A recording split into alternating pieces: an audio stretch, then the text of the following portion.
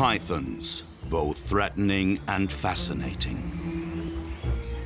Their leather is extremely sought after. As a luxury product in the world of fashion.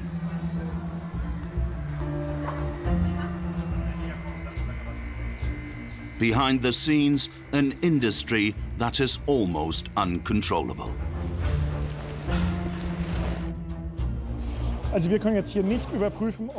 We can't check whether these snakes were caught illegally or not. Opaque business deals to the detriment of the environment. Could a genetic fingerprint protect these snakes?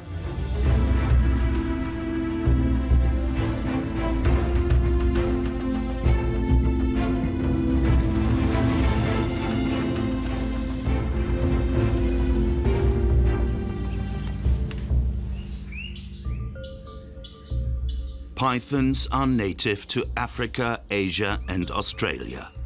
They're not venomous. They're the longest reptiles in the world. Depending on the species, they lay between 2 and 100 eggs in their nest, which they will aggressively defend. Reticulated pythons are particularly popular.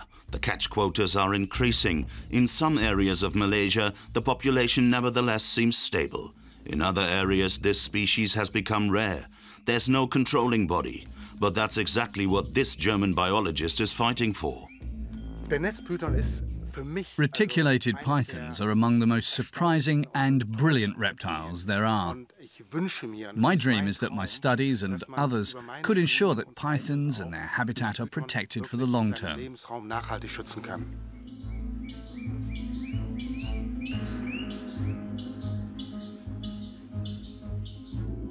Mark Aulia travels all around the world to protect pythons. Malaysia is a current problem area.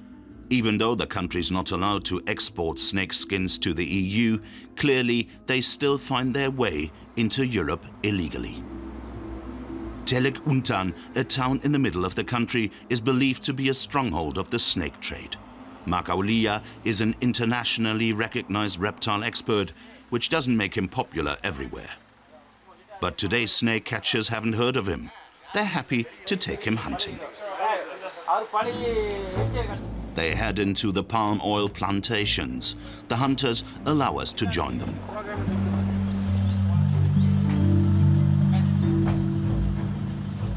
Their traps are in the water-filled ditches. They're not always successful. Their goal is to trick the pythons into getting trapped in these nets. The snakes like gliding through these ditches at night. This python here has destroyed the trap. They check 20 nets every day. These men have a license. On good days, they catch 1 or 2 animals.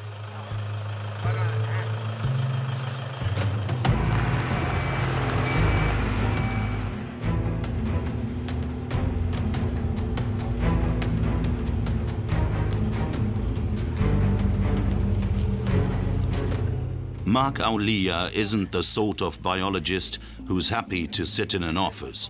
He wants to be out in the field to learn from the hunters and understand their problems.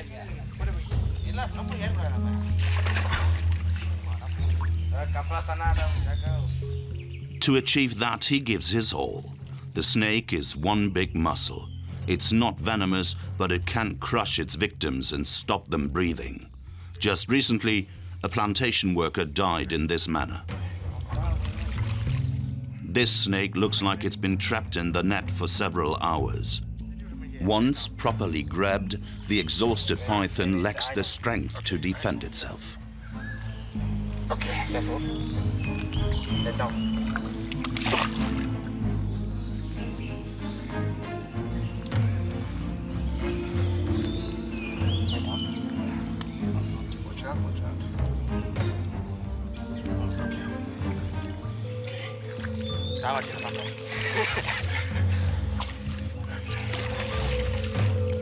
Wow, big python. Yes, it's bigger. We've just caught a reticulated python. It's one of the larger specimens. It's 3.5 meters long, and it got trapped in one of these nets that has a mesh of 2 to 4 centimeters. They're very proud because this one's really valuable.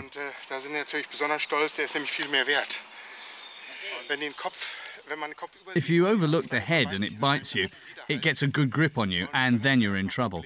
Especially if you're alone. The snake can wind itself around you, and that's a serious problem.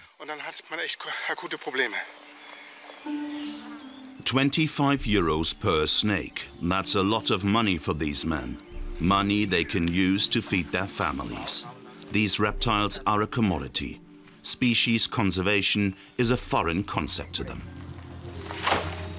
The majority of python snake skins come from Indonesia and Malaysia. Legal goods from Indonesia are shipped to the EU via ports such as Singapore. Germany is a particularly frequent arrival destination. After that, they go to Europe's fashion capitals. This route isn't officially open to python leather from Malaysia. The Federal Agency for Nature Conservation is responsible for import permits. There are countries that are allowed to export to Germany, while others aren't.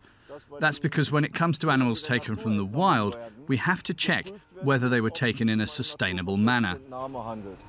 Indonesia voluntarily announced quotas that have been internationally accepted, including by the EU.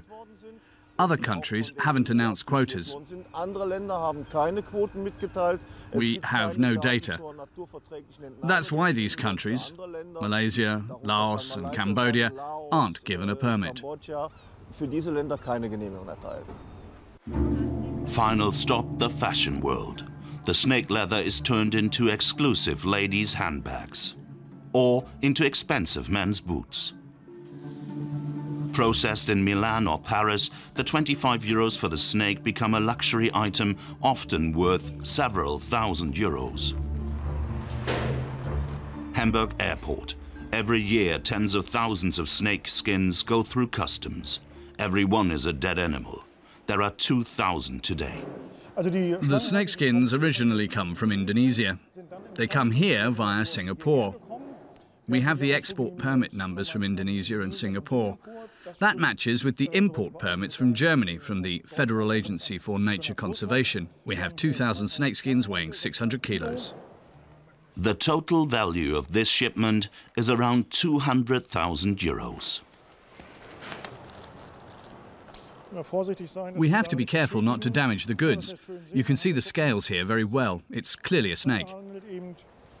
But what snake exactly? The customs officer has to rely on the papers. The majority of the skins for Europe are imported via Germany. The reasons for that are speculative.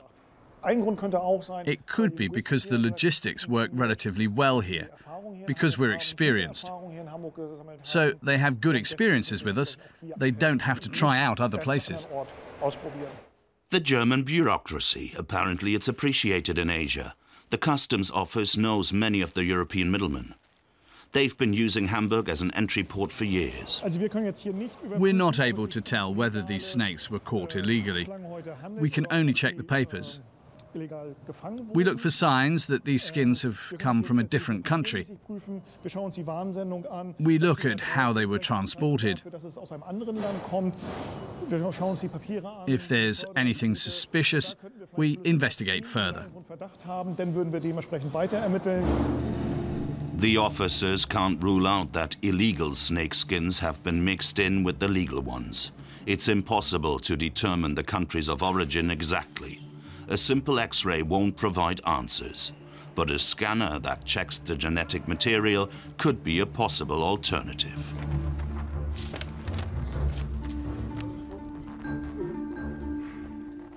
Today's shipment gets the bureaucratic thumbs up. Edinburgh in Scotland. Mark Aulia is looking for methods that would allow customs officers to determine the countries of origin better. It's a project he's doing with the Royal Zoological Society. Edinburgh has one of the 3 top laboratories in Europe for the examination of genetic samples. When it comes to species conservation, it's important to me that the commercial trade in reticulated python skins is regulated better so that the populations can be properly protected. So Mark approached us to see if we could use DNA to actually work out where something comes from. And DNA can be a very powerful tool in identifying population of origin, not just a species, but actually within the species group, which country it came from. Skin samples from pythons from all over Asia are divided up. Every single one is matched to where it was caught.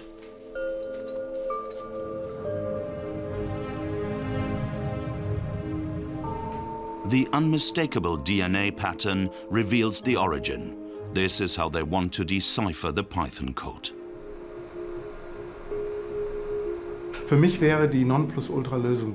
The best solution for me would be that all the controlling authorities along the way in the importing and exporting countries could do scan checks that would tell them whether they're dealing with legal or illegal goods. We're back in Malaysia.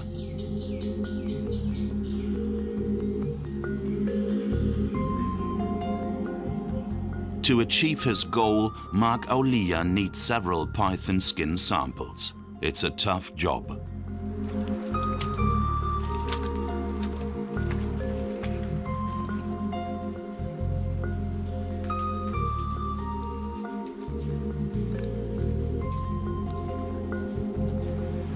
Success today comes via a phone call, not a search. The snake catchers have put him in touch with a dealer. That's unusual because they don't tend to let anyone see their hand. Okay, thanks a lot. Bye. Our trip takes us to an industrial area. Okay, hier vorne müsste es gleich sein. Okay, it should be just over there. Genau, der Weg. There's a warehouse in between motorbike shops and television retailers. Soon Heng lets Mark Aulia take a look. He's a friendly man and a millionaire, as we later find out. As a tanner, this is where he gets his goods from. There are 60,000 python skins in this room, all of the best quality. Mark Aulia has never seen such a big warehouse before. The skins here are worth more than 6 million euros. The employee's proud. The skin of an enormous python. Even the biologist, who's horrified at the sight of the many dead snakes, is clearly impressed. 6 meter plus. The tail like here? This is a very wide reticulated python skin, 6 meters 30. The tail is missing and the head is missing, along with a piece of the neck, so probably 6 meters 60, 6 meters 70. Every single skin is checked by an expert. This one gets through up to 1,000 a day. Bite marks reduce the price. They talk shop about the quality. There isn't always agreement.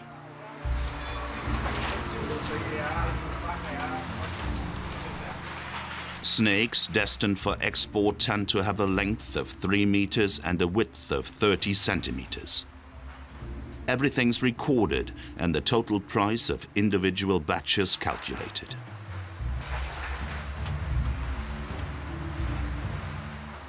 Mark Aulia learns that the majority of the skins here are sent to Singapore and Japan. Soon, Heng is trusting. He wants to show the German his tannery. It's the largest of its kind in Malaysia.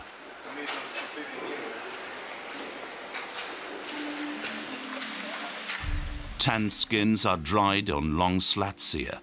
Everything is done by hand.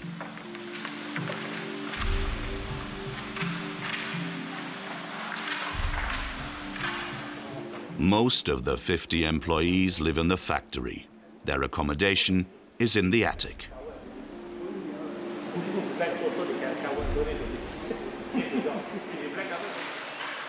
The way these skins have been processed is similar to that of the leather we saw at Hamburg Customs.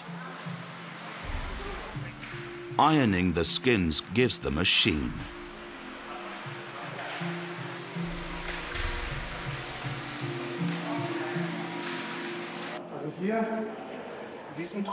The skins in this drum are to be bleached or dyed in different colours chosen by the clients. That ranges from white to yellow to black and everything in between. Much here seems old-fashioned.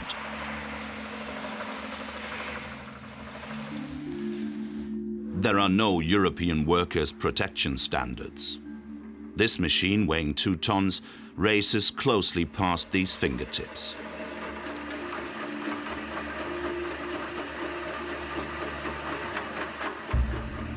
The dyes are toxic. A lot of chemicals are needed to create a permanent bond between the dye and the leather during this process.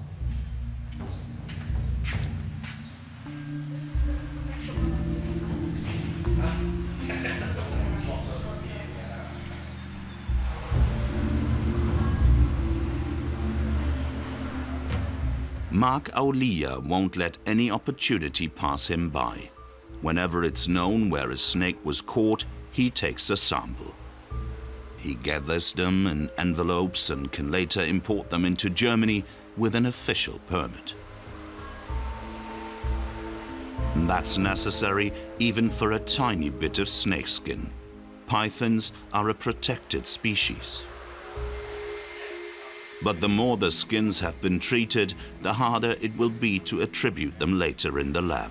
Yeah, very interesting. Most pythons in Malaysia live in the palm oil plantations, where they fulfill an important ecological role. They eat rats.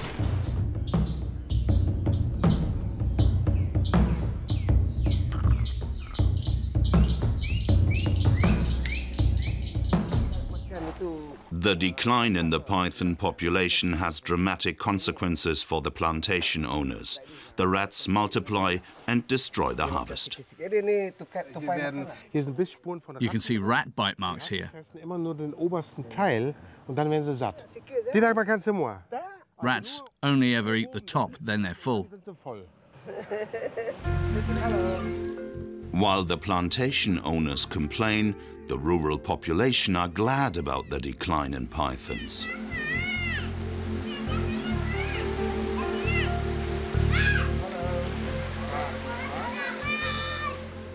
Mark Aulia chats to a teacher. He and his family are scared of pythons.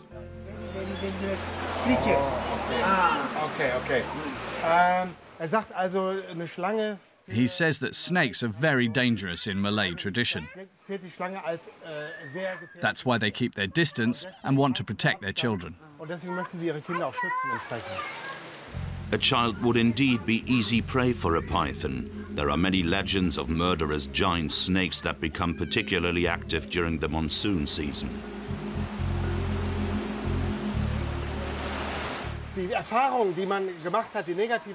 There are 2 or 3 examples in literature of pythons swallowing up people. No more than that. So it's not really a danger. The teacher doesn't seem convinced. He's apparently seen veritable monsters in his village. Oh, really? It's very big. If I can see from here. Okay. Try to climb the tree. In the tree? In the tree. He just said that the largest python he's ever seen was in a tree around 100 meters away. He said it was around 15 meters long. That was around 15 years ago. Very exciting, but just an estimate. Estimate. It's a Schätzung. It's a Schätzung. I see from here. Yeah. Truth is relative during the monsoon rains. Mark becomes thoughtful this evening. There's a trip to a slaughterhouse planned for tomorrow.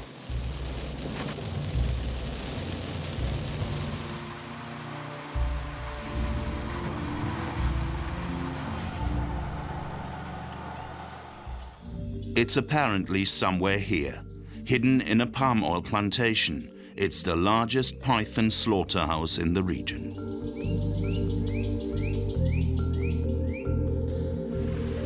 Mark Aulia got this contact from the tanner. He doesn't know whether he'll be welcome. The mood is tense.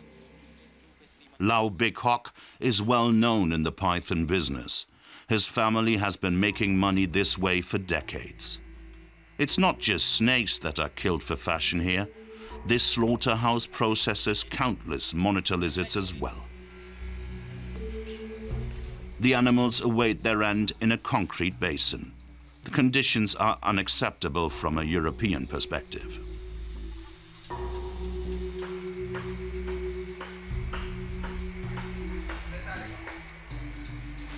The sacks contain live pythons. The men who delivered them received around 25 euros in cash in return. Mark Aulia is uncomfortable. He doesn't want to show his empathy for the living snakes. He becomes an unwilling participant. He plays a role.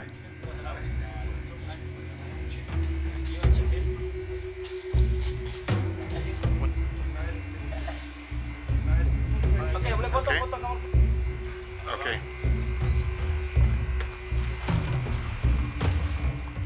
The animal is dead in seconds.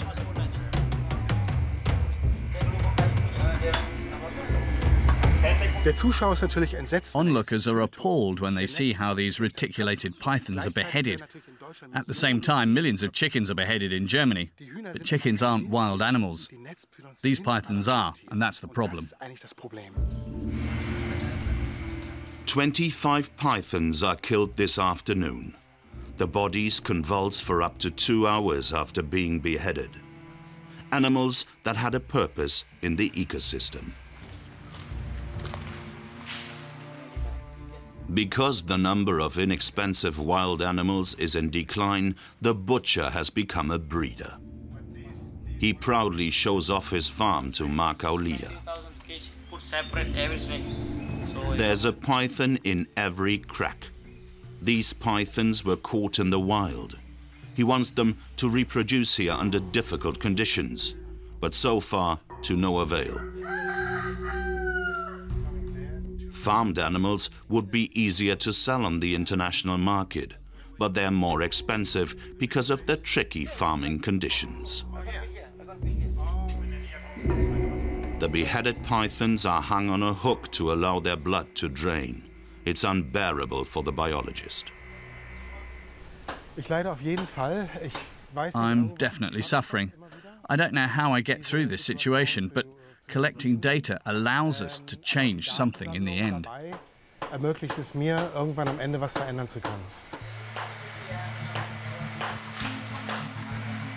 The snakes are pumped full of water because that makes it easier to detach the skin from the flesh.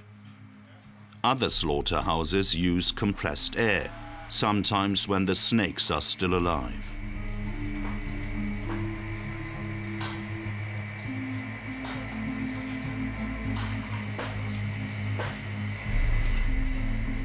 It's hard work for the laborers. They tend to come from neighboring countries and earn a pittance.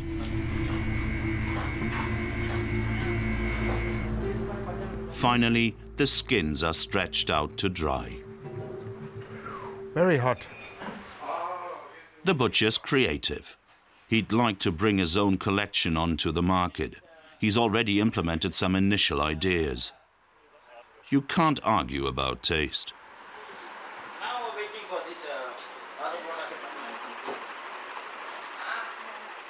He's even had a python waistcoat tailor-made for him. Post service. We want to know what happens to the reptile's meat. We visit the neighboring village. A local takes us to the village butcher's. It sells wild pig from the region. Python, we're told, is only available at the weekend.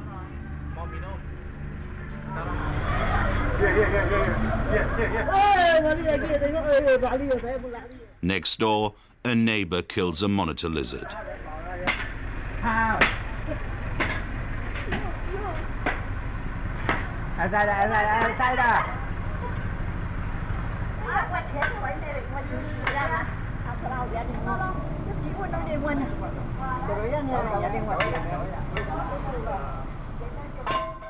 The skin and meat are sold. Next day. Ach, da ist er. Ja, dann gehe ich mal raus. Mark Aulia has agreed to meet the man from the slaughterhouse again. He wants to know whether he sends his snake skins to Europe.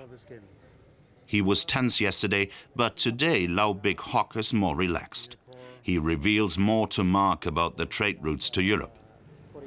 During the conversation, one of the scientist's hunches is confirmed. The dealer doesn't just sell to Asia, but also to Turkey. He hands out addresses. My hunch is very serious. For 10 years now, skins from Malaysia have been banned by the European Union. The dealers export to Turkey. In Turkey, then, these skins are labelled as having come from Indonesia, and then they're exported to the EU. Mark Aulia wants to know for sure. He claims to be a buyer on the phone. He wants to know if dealers in Istanbul are willing to send illegal goods from Malaysia to Germany. Where do you get them from then? From Indonesia or Malaysia. Do you sell them to Germany? Yes, of course. And you could make me an offer for like 5,000 skins from Malaysia. Could you do that? Yes. Do you want, I can send you color card and you can see the colors. A different trader has the same reaction. Can you send some skins from Malaysia to Germany? He said, yeah, he can. You would send Malaysian skins mixed with Indonesian skins. If you want it mixed, then we can do that. Okay, great. No problem. The result, 3 of the 4 traders had no scruples. Trading with illegal skins is not a problem for them. A route into the EU. As long as customs officers only check papers, this remains an undetectable problem. The solution could lie in the Python code, identifying skins by their DNA. Mark Aulia's search for samples has brought about progress. We've achieved a breakthrough. We were able to show with this pioneering study that we can trace samples back to their place of origin. That's the main goal of this study. The more samples we can get, the more locations we can determine. That's a fantastic and crucial goal of our study. It could be years before customs officers get scanners. Maybe luxury customers will have a simple insight. There's something more beautiful than a python leather handbag. And that's a living python.